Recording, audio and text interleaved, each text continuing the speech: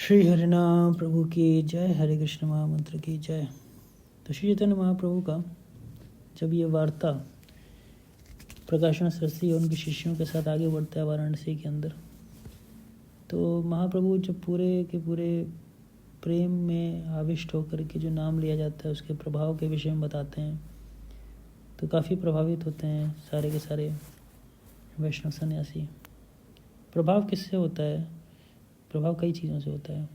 एक तो प्रेम का जो प्राकट्य महाप्रभु ने किया, एक तो वो, और बाह्य गुण श्री चैतन्य महाप्रभु के इतने सुंदर थे कि उनके गुणों से भी बहुत प्रभावित हुए सारे के सारे सन्यासी। और कहते हैं कविराज गोस्वामी, प्रभुरमिष्ट वाक्य शूनि सन्यासीर गण चित्त फिरी गेला को हे मधुर वचन। तो प्रभु के श्री चैतन्य महाप्रभु के इतने मीठे वाक्य थे, कितने मीठे शब्दों से महाप्रभु ने उनको बोला। कह रहे हैं कि चित्त फिर गेला, उनका चित्त पूर्ण रूप से फिर गया, घूम गया। ये प्रकार के महाप्रभु के बहुत ही मधुर वचन थे। तो इन वचनों को सुनने के बाद जो सारे के सारे मायावादी सन्यासी थे, उन्होंने बड़ी महत्वपूर्ण बात बोली। ये किछु कहिला तुम्हें सब सत्य है, कृष्ण प्रेमा से पाय यार भाग्योदय। तो जो कुछ भी आपने कहा सब कुछ सत्य है, हम सब मानते हैं सब सत्य है जो आपने कहा। और जिसने कृष्ण प्रेम प्राप्त कर लिया बहुत ही भाग्यवान है। इससे बढ़कर कोई संसार में भाग्य नहीं है। इस भाग्य की कल्पना नहीं की जा सकती जिस भी व्यक्ति को ये भगवान का प्रेम प्राप्त है भगवान की कृपा के द्वारा। प्रभा जी तात्पर्य में बताते हैं कि चैतन्य महाप्रभु की कृपा से हम कोई भी चीज़ पॉसिबल है। Anything is possible, nothing is impossible in this world. इसीलिए कई वैष्णविक प्रणाम मंत्र बोलते हैं, हुकम करोति वाचालम लंगू भंगायतिम गिरिम यत् कृपातम वंदे यत् कृपातम हम वंदे श्री गुरुदीन तारणम परमानंद माधवम श्री चैतन्य ईश्वरम।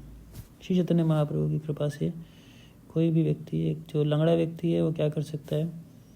पहाड़ पार कर सकता है। एक गूंगा व्यक्ति बड़े बड़े कवि बन सकता है, बड़े बड़े रचनाएं लिख सकता है, बोल सकता है। ये सब चैतन्य महाप्रभु की कृपा से संभव हो सकता है। लेकिन फिर प्रश्न ये उठता है कि महाप्रभु क्यों नहीं वेदांत पे बात करना चाहते हैं? वेदांत के ऊपर क्यों नहीं चर्चा करना चाहते हैं? वेदांत से क्यों भाग रहे हैं? तो ये बात मायावादियों ने पूछा। कृष्ण भक्ति कर इहाय सबार संतोष, वेदांत ना सुने के ने तारा की बादोष।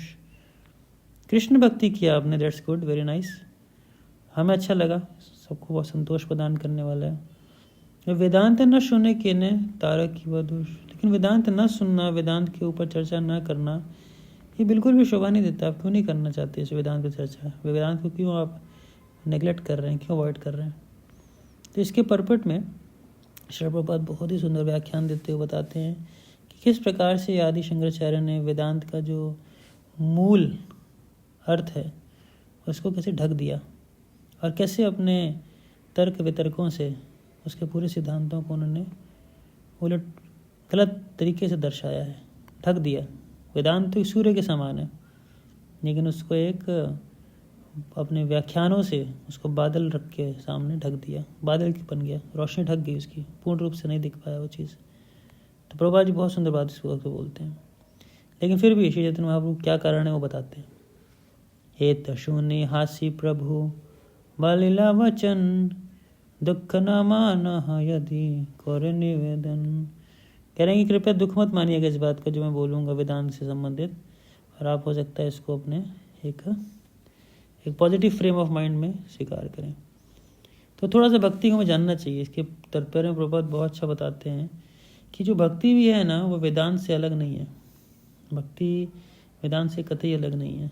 वास्तविक रूप से जो असली भक्ति है वो श्रुति स्मृति पुराण आदि पांचरात्रिक इन सब के ऊपर आधारित है, इनसे कभी भी अलग नहीं है। तो ये पॉइंट बहुत महत्वपूर्ण है हम सबके लिए जानना कि एक राइट अंडरस्टैंडिंग, एक सही समझ, बिना एक राइट अंडरस्टैंडिंग के सही रूप से भगवान का नाम लेना पाना भी संभव नहीं होता है। इसीलिए हमारी जो डिवोशन सर्विस है इसमें चैंटिंग बहुत इंपॉर्टेंट पार्ट है, लेकिन बिना प्रॉपर श्रवण के एक सही चैंटिंग कर पाना ही बहुत मुश्किल है। तो बहुत महत्वपूर्ण है। Right hearing is important to right in the right consciousness for the chanting, जो चैंटिंग हम करते हैं उसको लेकर के। प्रभात जी अपने तात्पर्य में बहुत इंपॉर्टेंट बात लिखते हैं, मैं इंग्लिश में बोलूँगा पहले। कहते हैं devotional service which is actually based on the foreground of full knowledge combined with detachment from mental association and which is fixed by dint of the oral reception of the Vedanta Shruti is the only perfect method by which the seriously inquisitive student can realize the absolute truth.